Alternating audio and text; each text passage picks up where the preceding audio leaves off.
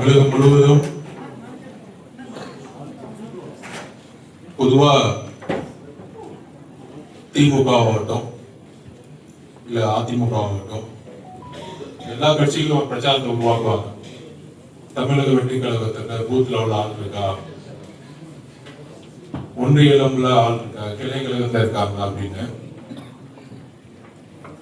கிட்டத்தட்ட 71,000 booth level members அமர்த்தப்பட்டு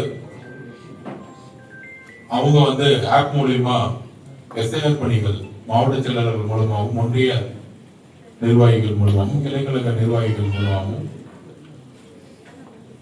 குறிப்பா இப்ப கிட்டத்தட்ட 97 லட்சம் நீக்கி இருந்த நேரத்துல ஒவ்வொரு வீடா செல்லும் பொழுது நமக்கு ஒரு ரிப்போர்ட் கிடைச்சிச்சு. பொதுவா நம்ம ஊர்ல எல்லாம் பாத்தீங்கன்னா ஒவ்வொரு வில்லேஜ்லயும் சரி இல்ல ஒவ்வொரு நகரத்திலும் சரி இந்த பூத் லெவல்ல போகும்போது திமுக ஆகட்டும் அதிமுக ஆகட்டும் அவங்க கரெக்டா ஒவ்வொரு வீடையும் கரெக்டா ஐடென்டி பண்ணுவாங்க. இது திமுக வீடு, இது அதிமுக வீடு, இது பிஜேபி அப்படின்னு ஒவ்வொரு கட்சியா நீங்க இந்த தெருக்குள்ள போகும்போதே சொல்லிடுவாங்க கரெக்டா. ஆனால் அப்படி தமிழக வெற்றி கழகத்துக்குன்னு ஒரு வீடு கிடையாது. ஏன் தெரியுமா? திமுக வீட்லயும் நம்ம இருக்கிறோம், அதிமுக வீட்லயும் நம்ம இருக்கிறோம், பிஜேபி சொல்ற வீட்லயும் நம்ம இருக்கிறோம், பிஎம்கே சொல்ற வீட்லயும் இருக்கோம், பிசிகே சொல்ற வீட்லயும் இருக்கிறோம். இதுதான் உண்மை. திமுக மாவட்ட செயலாளருடைய வீட்டிலேயே தன்னுடைய சொந்த பெண் சொந்த மனைவி டிவி கேட்க மாதிரி ரொம்ப நாள் ஆச்சு. அதிமுக அந்த மாவட்ட செயலாளர் மீறி எல்லாருமே காலி ஆயிட்டாங்க. அப்ப நம்மளுடைய ஓட்டு, மக்களுடைய ஆதரவு, மக்களுடைய செல்வாக்கு அளவுக்கு அதிகமா இல்ல, மிகப்பெரிய ஆதரவோடு இருந்துட்டு இருக்கு. நீங்க நினைக்கலாம், ஐயோ பாருங்க பெரிய கூட்டணி உருவாயிருச்சு, இந்திய கூட்டணி உருவாயிருச்சு, நாளைக்கு எல்லாம் ஸ்டேஜ்ல நிக்கிறாங்க, திமுக பெரிய கூட்டணி இருக்கு அப்படின்னு. ஒரு கூட்டணியுடைய வலிமை எங்க தெரியுமா இருக்கு? நீங்க சொல்லுங்க, எங்க இருக்கு வலிமை? ஒரு தலைவர், ஒரு தலைவருடைய முகம், ஒரு தலைவருடைய ஆளுமை, ஒரு தலைவருடைய எதிர்காலம். தமிழக அரசியல் ஒரு தலைவரை நோக்கி தான் சென்றுட்டு இருக்கு. ஒரு தலைவரும் தலைவருடைய கொள்கைகளும். இன்னைக்கு அம்மா ஜெயலலிதாவுக்கு அப்புறமும் கலைஞர் கருணாநிதி அவர்களுக்கு அப்புறமும் ஆளுமையே இல்லாத ஒரு தமிழகமா இன்னைக்கு இருந்துட்டு இருக்கு. அந்த நேரத்துலதான் நம்மளுடைய தலைவருடைய மக்களுடைய ஆதரவு ரெண்டு கட்சிகளையும் பயன் காமிச்சிருக்கு. சோ அந்த அளவுக்கு நம்ம மிகப்பெரிய அளவுல ரீச் பண்ணிருக்கோம். தமிழகத்துல கூட்டணியோடைய நம்பர்ஸ் இதெல்லாம் தூக்கி எறிந்து உடைத்து 2026 ஒரு புதிய அரசியல் 1977 அப்புறம் உருவாகும். ஒரு கூட்டணி தலைவர் மேலேயே நம்பிக்கை இல்லாத பொழுது அந்த கூட்டணி சார்ந்த தலைவர்களால எப்படி வெற்றி பெற முடியும்? இன்னைக்கு ரெண்டு கட்சியோடைய தலைமைகளும் மக்கள் கிட்ட இருந்து வெளியே போயிட்டாங்க. அப்படி இருக்கும் பொழுது 10 கூட்டணி 20 கூட்டணி 30 கூட்டணி போட்டா கூட அது வெறும் நம்பர்ஸ் தான். அதனால தோழர்களே, நீங்கள் மாற்று கட்சி அல்ல, நீங்கள் தான் எங்களுடைய குடும்பம். தலைவர் கட்சியை உருவாக்கவில்லை, தலைவர் ஒரு குடும்பத்தை உருவாக்கினார். தமிழகம் உங்களுடைய குடும்பம். உங்களுக்கு பல்வேறு கட்சியிலிருந்து பல்வேறு மன அழுத்தங்கள் இருக்கலாம், ஆனால் இங்கு சுதந்திரமாக செயல்படலாம். நம்மளுடைய குறிக்கோளுக்காக, கட்சியோடைய பணிக்காக, நம்மளுடைய மக்களுடைய சேவைக்காக உங்களை வரவேற்கிறோம். ஒரு பெரிய பயணத்தோட எங்களோட நாம் எல்லாம் சேர்ந்து பயணிப்போம். எந்த கூட்டணியும் மக்களுக்கானதாக இருக்கணும். நம்மளுடைய கூட்டணி மக்களுடன். தலைவர் சொன்ன மாதிரி நீங்க எல்லாம் இப்பதான் புதுசா வீட்டுக்கு போயிட்டு இருக்கீங்க. நான் ஆல்ரெடி வீட்டுக்குள்ள போயிட்டு தான் கட்சியே ஆரம்பிச்சிருக்கேன். அதனால நீங்கள் இருக்கக்கூடிய இடம் ஒரு முக்கியமான தமிழகத்தை மாற்றக்கூடிய 2026 மாற்றத்திற்கான கட்சியை நோக்கி நீங்க வந்திருக்கீங்க. உறுதியாக நம்புவோம். நம்ம இன்னைக்கு கிட்டத்தட்ட 30% ஓட் பேங்கை தாண்டி இருக்கோம். இதுதான் உண்மை. அதனாலதான் எல்லாரும் பதவி போய் எல்லாத்தையும் ஒண்ணு சேர்த்து ஏதாச்சும் பண்ண முடியுமான்னு நினைக்கிறாங்க. நீங்க நம்பர்களை உருவாக்கலாம், ஆள்களை உருவாக்கலாம். ஆனால் எங்கள் தலைவரை போல ஒரு தலைவரை இந்த தேர்தலில் நீங்கள் உருவாக்க முடியாது. அதை நாங்கள் பதிவு பண்றோம். வாழ்த்துக்கள். ஒரு மிகப்பெரிய பயணத்தோடு நம்ம வாழ்க்கை அறிவிக்கலாம். நன்றி, வணக்கம். எங்களுடைய பூத் லெவல் நிர்வாகிகளும் ஒன்றிய செயலாளர்களும் கிளை செயலாளர்களும் போய் பார்த்தோம். அதுலேருந்து வந்த தகவல் என்னன்னா, பொதுவாக வந்து பூத் லெவலில் இது திமுக வீடு, இது அதிமுக வீடு, இது பிஜேபி வீடுன்னு சொல்லுவீங்க.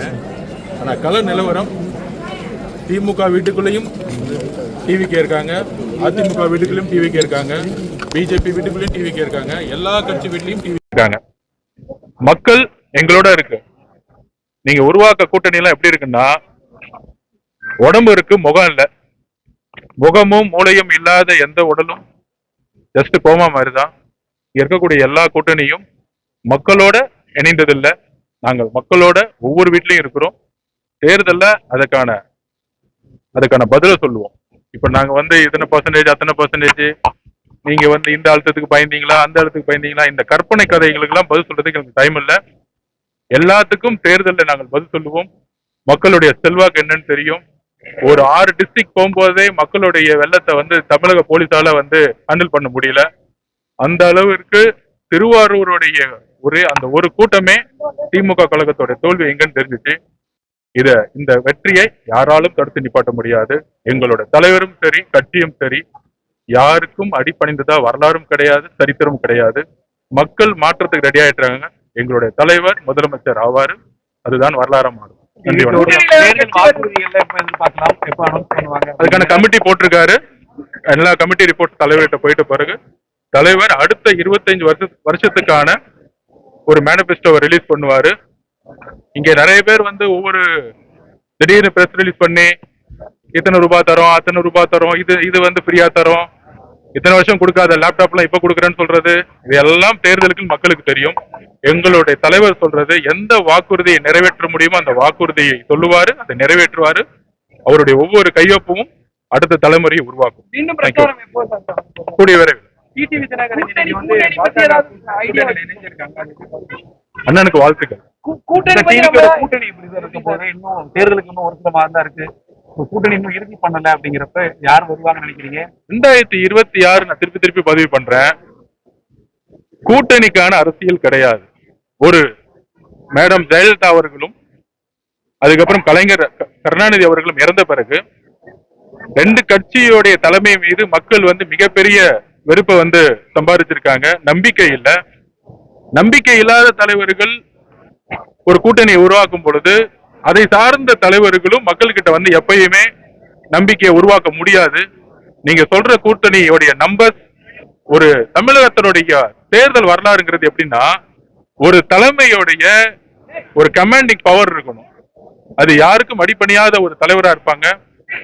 தமிழகத்தினுடைய பெரியார் அவர்களுடைய கொள்கையும் புரட்சியாளர் அம்பேத்கருடைய கொள்கைகளையும் உள்வாங்கி சமூக நீதிக்கான தலைவர் தான் வந்து மக்கள் தேர்ந்தெடுப்பாங்க. அந்த மாதிரி இன்றைக்கு ஆளுங்கட்சியா இருந்தாலும் சரி, எதிர்கட்சியா இருந்தாலும் சரி, தலைமையுடைய மக்களுடைய அந்த ஈர்ப்பை வந்து இழந்திருக்காங்க. அதனாலதான் எல்லாரும் நீங்க சொல்ற மாதிரி இந்த கூட்டணி அந்த கூட்டணி அப்படின்னு தமிழக வெற்றி கழகம் ரொம்ப அமைதியா தனக்கான பணியிலையும் தேர்தல் பிரச்சாரத்திலையும் தன்னுடைய மேனிபெஸ்டோ உருவாக்குறதுலையும் இணைப்பு விழாலையும் முக்கியத்துவம் பண்ணிட்டு இருக்கோம். கூடிய விரைவில் வந்து மிகப்பெரிய லெவலில் கட்சியோட மீட்டிங் இருக்கு. எங்களுடைய தேர்தல் பணி பூத் லெவலில் இன்னைக்கு வந்து ஃபங்க்ஷன் பண்ணிட்டு இருக்கோம். கூடிய விரைவில் தலைவருடைய பிரச்சாரம் தமிழகம் முழுவதும் எப்படி ஈரோடுல நடந்துச்சோ அதே மாதிரி வரிசையா வந்து நடக்க போகுது. அதனால வந்து இந்த கூட்டணியுடைய நம்பர்ஸ், இவங்களுக்கு 20% இருக்கு, அதுல இருந்து இவங்க சேர்த்தா 10% அப்படிங்கிற நம்பர்ஸ் எல்லாம் இந்த 26ல நடக்காது. மக்கள் நான் சொன்ன மாதிரி தான், திமுக வீட்டுலயும் டிவிகேயோட ஓட்டு இருக்கு. திமுகவுடைய மாவட்ட செயலாளருடைய வீட்டுல அவங்களுடைய மனைவியும் சரி, அவங்களுடைய குழந்தைங்களும் சரி டிவிகேக்கு ஓட்டு போட ரெடி ஆயிட்டாங்க. அதே மாதிரி அதிமுகவும் சரி, எல்லா கட்சிகளிலும் சரி, இன்னைக்கு டிவிகேவுடைய பெண்களுடைய ஓட்டு கிட்டத்தட்ட 70-80% மேல போயிட்டே இருக்கு. இளைஞர்களோட ஓட்டு அதிகமாயிட்டே இருக்கு. எங்களுக்கான ஒரு மிகப்பெரிய வெற்றியை தமிழக மக்களே உருவாக்குவாங்க. ஸோ மித்ததெல்லாம் தலைவர் வந்து அனௌன்ஸ் பண்ணுவார். தேர்தல் வாக்குறுதியில இலவசங்களை எதிர்பார்க்கலாமா? எடப்பாடி பழனிசாமி மாதம் 2000 சொல்லி அறிவிச்சிருக்காரு. தமிழக வெற்றி கழகமும் அந்த மாதிரி இருக்குமா? அதெல்லாம் தலைவர் எல்லாத்தையும் அனௌன்ஸ் பண்ணுவாரு. யார் அனௌன்ஸ் பண்றாங்கன்னு முக்கியம் இல்ல, யாரு வந்து செய்வாங்கன்னு முக்கியம். ஆட்சியில் ஆல்ரெடி இருந்தவங்க எதுவும் செய்யலன்னு எல்லாத்துக்கும் தெரியும். இருந்தவங்களும் சரி, இப்ப இருக்கவங்களும் சரி, இனிமேட்டு நம்ம சொல்றத எங்களோட தலைவர் சொல்றதை செய்வாருங்கிற நம்பிக்கை மக்களுக்கு இருக்கு. அது கண்டிப்பா உறுதியா செய்வார். நாங்க அதுக்காக ஃபைட் பண்ணிட்டே இருக்கோம். அதுல யாரு வந்து குற்றவாளிங்கிறது எங்களுக்கு தெரியும். அதுக்கான எல்லா சாட்சிகளையும் கொடுத்து அதை நாங்க வந்து கண்டிப்பா வந்து குற்றவாளிகளை வந்து கண்டிப்பா நீதிமன்றத்துல நாங்க வந்து ஒரு அந்த வழக்குல அவங்களுக்கு வந்து குற்றவாளின்னு நிரூபிக்கப்படுகிற எங்களோட போராட்டம் இருக்கும். ஜனநாயகம் படத்தோட அழுத்தம் வந்து யார் கொடுக்குறான்னு நினைக்கிறீங்க? பாஜக அரசு. அதாவது ஒன்னே ஒண்ணு பதிவு பண்ணிக்கிறேன், சீக்கிரமா சில பேர் எக்ஸ்போஸ் ஆயிடுவாங்க. திமுக வந்து பாஜகவோட மிகப்பெரிய எதிரின்னு சொல்லுவாங்க. ஆனா திமுகவுடைய துணை முதலமைச்சர் உதயநிதி அவர்களுடைய கம்பெனி, அதாவது தன்னுடைய மகன் சின்ன பையன் தான் இன்பநிதி, அது தெரியும். ஆனா அவருடைய படம் வந்து கரெக்டா பொங்கல் அன்னைக்கு ரிலீஸ் ஆகும். அது நடிச்சவங்க எல்லாம் பொங்கல் விழா போய் டெல்லியில கொண்டாடுவாங்க. ஆனா எங்க தலைவரோட படம் மட்டும் ரிலீஸ் ஆகாது. அப்ப அதுக்கு பின்னாடி யாருக்கா நீங்களே பாத்துக்கோங்க.